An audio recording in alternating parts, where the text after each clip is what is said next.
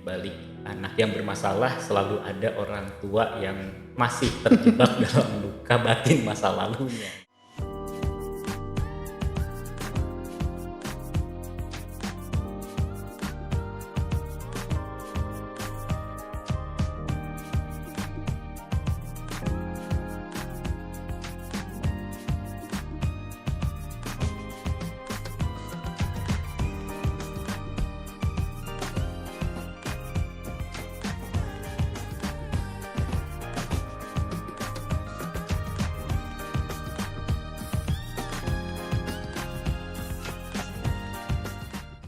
Halo kawargian dimanapun berada, berjumpa lagi di Sayaga Hipnoterapi Video Podcast bersama saya Fernando Urmeneta, dan tidak lupa saya doakan agar kawargian selalu berada dalam keadaan yang sehat, bahagia, dan juga sejahtera di berbagai aspek kehidupan.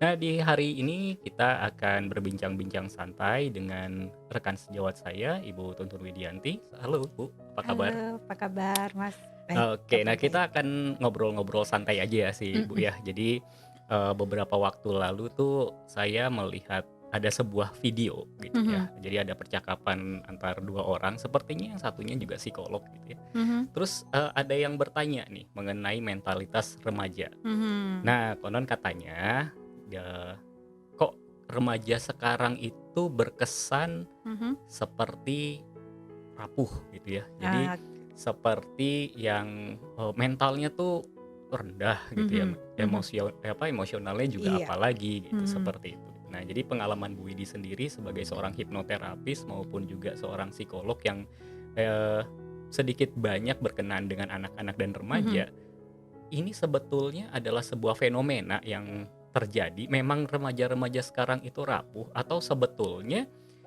ini adalah satu hal yang mungkin karena ini ya, mungkin karena kemajuan teknologi gitu ya, Iya, kemudahan mengakses teknologi sehingga seperti terblow up, sehingga jumlahnya mhm, seperti banyak. Padahal iya, mungkin kalau dibanding zaman dulu sih mhm, ya sama aja gitu ya. iya, Karena betul kan betul. juga kalau dibilang remaja zaman sekarang mentalnya rendah, Mhm, apakah memang semua remaja di zaman sekarang itu mhm, mentalnya rendah atau secara emosional rendah atau gampang putus asa? Apakah semua seperti itu? mhm, Atau sebetulnya ya ada banyak mungkin beberapa tapi tidak semua iya, gitu ya Bu ya. Nah, mhm. dari pengalaman Bu Widi sendiri, seperti apa Bu sebetulnya kondisinya? Mungkin karena sekarang kemajuan teknologi gitu ya, mungkin zaman dulu bisa saja memang banyak, hanya saja kan untuk apa namanya, pelayanan secara psikologi itu kan dulu belum terlalu banyak seperti sekarang ya gitu. Barangkali ya untuk zaman dulu,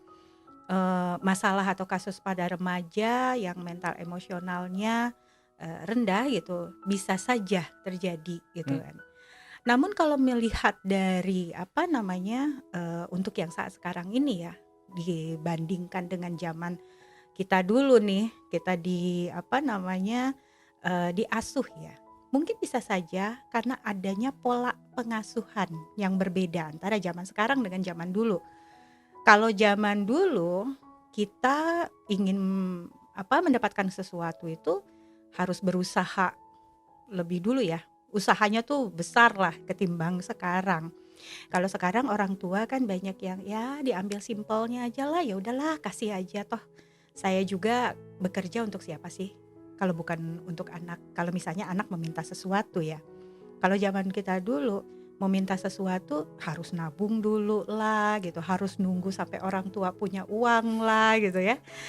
Sampai pada akhirnya terakhir saja yang saya alami ketika saya dulu S1 mengerjakan tugas itu, saya harus, bersusah-susah itu ke apa sih namanya, ke perpustakaan daerah misalnya, atau misalnya saya ke Unpad karena kebetulan saya bukan di Unpad ya kuliahnya. Saya harus ke Unpad cari, literasi, buku-buku yang harus saya apa namanya, baca untuk, kebutuhan skripsi ya. Tapi kalau sekarang, apapun itu kita butuh sampai ada yang apa, buku-buku luar negeri pun gitu bisa kita akses gitu kan melalui internet gitu kan, e-book juga banyak diperjualbelikan, melalui internet. Kalau dulu buku-buku yang namanya buku-buku luar, waduh itu susah sekali kita mau dapatinnya ya. Nah, mungkin karena memang kondisi keadaan zaman juga yang pada akhirnya membuat anak-anak zaman sekarang seperti seolah-olah terlalu mudah mendapatkan segala sesuatunya. Ya, pada akhirnya ketika segala sesuatu dimudahkan, merasa anak itu mendapatkan terlalu cepat atau terlalu gampang, pada akhirnya ketika dia mendapatkan kesulitan, seolah-olah mentalnya menjadi rapuh. Mudah sekali kalau misalnya ada tekanan itu langsung depresi atau stres ya. Kalau dulu mungkin dapat tekanan itu ya udah maju lagi, ya udah maju lagi. Kalau sekarang gitu, nggak seperti itu. Nah, kasus yang sering kali datang kepada saya memang kebanyakan remaja. Ya, nggak jauh-jauh lah. Kalau misalnya ditinggalin pacar atau mungkin ya karena tugas sekolah yang terlalu menumpuk, akhirnya mereka stres. Nah, itu sering kali datang masalah-masalah seperti itu. Kalau dulu kayaknya teman-teman saya juga kalau misalnya kita ya kuliah, ya obrolan aduh stres gitu, tapi kayaknya stres tuh masih jalan gitu. Kalau Iya, sekarang iya. stres benar-benar udah stuck gitu ya, nggak, aduh mau ngapa-ngapain tuh kayaknya ya itu Dunia berakhir gitu. itulah yang terjadi gitu. Mungkin Oke. karena memang pola asuh dan juga karena memang kemudahan zaman ya Hmm, sekarang. hmm, hmm. Nah itu sepertinya kondisi yang mempengaruhi gitu ya. Oke, baik. Saya mendapatkan satu poin penting di sini ya, Mhm, bahwa eh, mentalitas remaja atau ya mentalitas manusia pada umumnya sebetulnya juga mhm. berkaitan dengan daya juang. Iya betul. Nah, di mana kalau tadi saya boleh menyimpulkan dari penjelasannya Bu Widi, kemudahan apa ya, kemudahan mengakses informasi, terus Mhm, kemudian dan eh, perubahan-perubahan ya katakanlah modernisasi gitu ya, iya, membuat segala sesuatunya menjadi lebih mudah untuk mhm, remaja mhm. zaman sekarang sehingga menurunkan daya juang mereka. Nah, Iya, pada saat daya juang itu hilang ya tentu akan berpengaruh pada mhm, mentalitasnya. betul. Seperti yang tadi Bu Widi jelaskan bahwa baru gagal UN aja berpikiran mau bunuh diri Nah, misalnya. iya Ya, betul.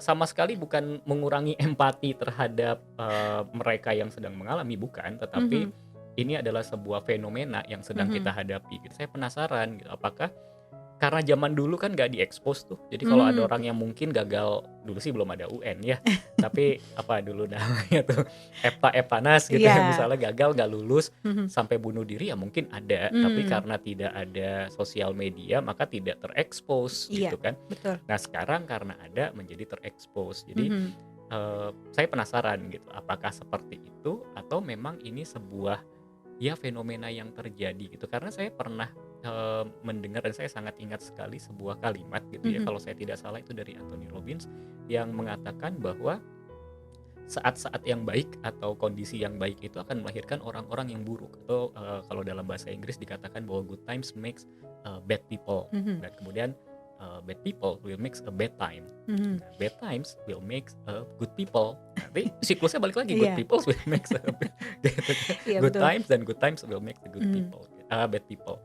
Nah, jadi ada sebuah siklus yang terjadi mhm, di situ. Nah, kalau kita melihat dari kalimat yang dikeluarkan oleh Tony Robbins ini, saya rasa kok sesuai ya dengan yang tadi Bu Widi jelaskan gitu, iya, bahwa segala sesuatunya mudah, jadi kita mhm. bisa mengatakan bahwa saat ini kita sedang berada di good times nih gitu ya. Iya betul. Dimana mau apa aja gampang, bahkan Mhm, mau makan aja nggak perlu repot-repot lagi sekarang Bu. iya, Tinggal buka handphone, pesan makanannya diantar depan pintu gitu, betul, sampai sebegitu gampangnya. betul. Ya tentu itu bukan hal yang buruk ya, Mhm, ya kan saya mengatakan itu adalah hal yang baik, tetapi mhm, ternyata juga punya dampak. Nah, ini kan dari segi teknologinya. betul. Nah, yang saya penasaran sekarang ini adalah, dengan pola asuh, Bu. Iya, Apa yang berubah? Kan harusnya kemajuan teknologi, orangnya kan sama sebetulnya iya gitu ya. betul. Orangnya kan sama gitu. Mhm, Apa yang membuat kemudian menjadi berbeda? Karena mhm, saya meyakini yang sekarang menjadi orang tua kan masih kebanyakan ya, iya, kebanyakan ini orang tua yang memiliki anak remaja pasti ya rentangnya tuh di antara, tahun 80-an kelahiran orang iya, tuanya betul. atau, awal-awal 90 90-an betul. gitu, yang seharusnya pada saat itu, pola asuhnya kan ya seperti yang ya saya dan mungkin Bu Widi alami juga Mhm, gitu, mhm. pola asuhnya tidak kita mengalami pola asuh yang Iya, itu gitu. Nah, kebanyakan kan kalau kita melihat dari dunia parenting bahwa kecenderungan orang tua itu akan mengadopsi pola asuh dari orang tuanya. Tapi kalau betul. kita melihat di generasi yang sekarang kan sepertinya pola asuh orang tua sangat berbeda nih sama Mhm, pola asuh orang tua dulu nih. betul. Nah, menurut Bu Widi sendiri, apa yang membuat pola asuh ini menjadi berbeda sehingga Mhm, pada akhirnya, membuat ada generasi mhm. yang ya kebanyakan, saya nggak mau bilang semua ya, karena Iya, juga betul. saya melihat banyak remaja yang luar biasa gitu yang Mhm, dengan kemandirian, prestasi luar biasa dan lain sebagainya dengan daya tahan mental yang juga kuat gitu dan, betul. ya saya kenal beberapa orang di antaranya gitu ya. Mhm, Jadi tidak semua, tapi banyak kemudian remaja-remaja yang terjebak dalam, sebuah daya juang yang rendah yang melahirkan pada akhirnya mentalitas yang buruk juga iya. gitu. Nah, apa sih yang membuat, perilaku atau pola asuh ini menjadi berbeda dibandingkan dulu? Nah, dari beberapa kasus ya yang saya tangani gitu kan, ya memang tidak jauh-jauh lah orang tuanya tadi yang seperti Mas Nando katakan bahwa ya rentang antara usia tahun kelahiran 80-an atau 90 awal ya. Mereka sendiri banyak mengisahkan bahwa kehidupan pola asuh mereka dari orang tuanya itu begitu keras. Nah, ketika sekarang gitu mereka tidak menginginkan gitu kan anaknya jadi mengalami eh, perlakuan atau kondisi yang sama dengan mereka dulu. Apalagi katanya dengan teknologi sekarang semua sudah dimudahkan, ngapain juga lah katanya kita susah-susah gitu ya. Iya iya. Toh, dan kebanyakan kan kalau orang tua sekarang itu bekerja dua-duanya. Mhm. Nah, mereka punya pikiran, "Buat apa saya susah-susah bekerja dari pagi sampai sore sore ya kalau bukan untuk anak," gitu kan. Jadi, saya ingin anak saya juga sejahtera. Kalau misalnya pergi sekolah udah nggak perlu lagi seperti saya dulu ngejar-ngejar bis kota, desak-desakan dengan penumpang lain, kan kalau sekarang udah ada Grab. Atau malah yang lebih parahnya kalau di desa ya, atau bukan di desa ya, di pinggiran lah ya, kota-kota kalau kota kan sudah lebih ketat ya, untuk anak-anak yang membawa kendaraan. Nah kalau misalnya seperti yang agak, di pinggiran itu kebanyakan anak SD juga sudah boleh pakai motor dengan orang tuanya. Nah itu kan kebayang, karena, mereka pikir, ya buat siapa lagi gitu, fasilitas yang saya punya kalau bukan buat anak. Ya padahal mereka tahu gitu kan kehidupan mereka dulu dengan orang tuanya nggak seperti itu, malah justru sekarang mereka menginginkan gitu. Kehidupan anak mereka jangan seperti mereka dulu yang sengsara katanya gitu, tapi malah menimbulkan dampak kan yang terlalu mudah gitu. Padahal untuk anak-anak usia di bawah usia remaja yang diperbolehkan mengendarai motor itu kan sebenarnya bahaya ya. Tapi orang tua tidak melihat ke sana misalnya. Kemudian, itu tadi, ada juga beberapa orang tua yang mengatakan, "Wah jangan sampai," katanya, "saya punya trauma," katanya. "Saya punya trauma dengan orang tua saya, punya dendam, punya kemarahan karena dulu mungkin apa namanya, dididiknya keras gitu. Jadi saya nggak mau anak saya nanti benci sama saya." Pada akhirnya malah lost gitu kan. Aturan tidak ada, semua dikasih gitu. Nah kebanyakan ini yang salah kaprah. Padahal gitu parenting-parenting itu kan mengajarkan gitu, gimana nih gitu. Tapi pada akhirnya yang mereka lakukan adalah, "Oh iya kalau sekarang nggak boleh mukul anak." Padahal bukan mukul ya, sebenarnya tuh bukan nyiksa anak ya gitu kan. Tapi ya adalah memberikan, pola gitu kan, pola aturan yang jelas dan juga kita konsisten dan tegas gitu. Maksudnya tegas itu bukan berarti galak gitu. Tapi yang mereka lakukan, oh berarti anak nggak boleh dimarahin. Lah kalau nggak boleh dimarahin apa yang memang nggak boleh ditegur kalau anak salah? Nah itu yang terjadi gitu ya sekarang tuh. Iya. Jadi ini nih, ada salah persepsi ya Ya, dengan orang tua sekarang, gitu. berarti bisa dikatakan begini ya, di balik anak yang bermasalah selalu ada orang tua yang masih terjebak dalam luka batin masa lalunya gitu ya. Iya betul. Ada satu pemikiran tadi yang tiba-tiba muncul gitu ya Bu ya, Mhm, ketika mengatakan bahwa, eee, ya dulu kan saya susah hidupnya, mhm, sekarang, ya saya hidupnya mudah gitu ya. Maka anak saya tidak boleh mengalami kesulitan saya dulu gitu. mhm, Nah, tetapi ada satu fakta yang mungkin tidak terbantahkan bahwa kebanyakan orang tua di zaman sekarang itu harus bekerja dua-duanya sehingga bisa nggak sih kita kan mengatakan bahwa, eee, saya tidak mau mengatakan ini kegagalan pola asuh ya, tetapi satu pola asuh yang tidak sesuai yang pada akhirnya menurunkan daya juang anak dan mhm, berdampak pada mentalitas anak. Di balik kemudahan itu sebetulnya ada kompensasi orang tua mhm, karena ketidakhadiran dalam kehidupan anak. Iya. Mungkin nggak sih terjadi seperti itu? Nah, itu juga mungkin.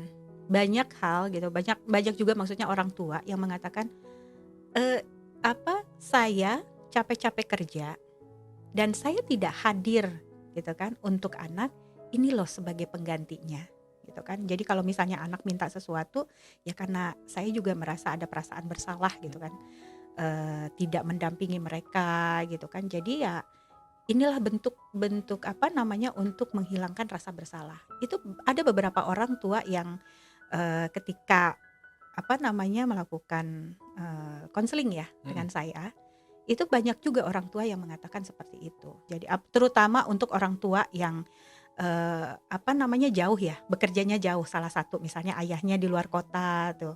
Biasanya, sang ayah itu lebih lebih banyak memberikan sesuatu ketimbang si Ibunya, ibu, padahal ya, ibu juga sama aja sih ya, ya. sebenarnya gitu. Jadi, ada aturan, tapi aturan itu jadi tidak konsisten ketika misalnya gitu, oh anak ini tidak bisa beli mainan, harus nabung. Tapi begitu ayahnya datang bawalah segudang mainan, oleh-oleh. Ya sudah kan berarti, program yang diberikan oleh sang ibu jadi kacau balau gitu. Nah itu juga memang banyak sih Mas, Jadi gitu. kompensasi itu banyak ya Mhm gitu, dan mhm. memang, tidak bisa dipungkiri nih, mungkin juga Kawargian, penasaran nih Bu ya, bahwa kompensasi ini kan pasti berkaitan dengan kebutuhan. Betul. Kebutuhan anak akan kehadiran orang tua, apakah benar bisa tergantikan dengan ya tadi hadiah-hadiah yang ya kompensasi Iya. ketidakhadiran tadi? Mungkin Kawargian juga penasaran nih, apakah benar sebetulnya kebutuhan emosi anak akan kehadiran orang tua bisa digantikan dengan hadiah-hadiah itu? Mhm. Bagaimana Bu? Kebutuhan, fisik dengan kebutuhan emosi ya, gitu. Itu beda. Kalau misalnya perhatian, kasih sayang tuh dalam artian kalau anak kan butuh memang dia perhatikan tuh bukan hanya perhatian.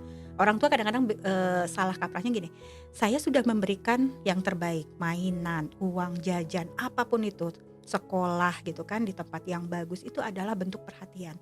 Tapi untuk anak-anak itu perhatiannya tuh bukan materi, Mhm. bukan barang, tapi lebih ke arah dia ada ketika anak membutuhkan, gitu kan. Perhatian yang memang atau attachment gitu kan, seperti ya yang lebih sederhana misalnya pelukan, belayan, atau misalnya hanya kata-kata sapaan gitu ya. Ketika anak, ada ini kan jadi kebalikan gitu ya. Kadang-kadang orang tua berangkat kerja ketika anak masih belum bangun. Mhm. Pulang, anaknya udah tidur, kapan waktunya dong? Begitu anak bangun, wow mainan banyak gitu. Bukan ini katanya yang aku butuhkan ayah dan ibuku ada gitu. Ketika aku mau tidur, dia mendampingi dulu. Ketika aku bangun, mereka menyambut aku bangun. Nah hal-hal yang simple atau hal-hal yang kecil lah menurut kita, tapi menurut anak ini adalah sangat besar.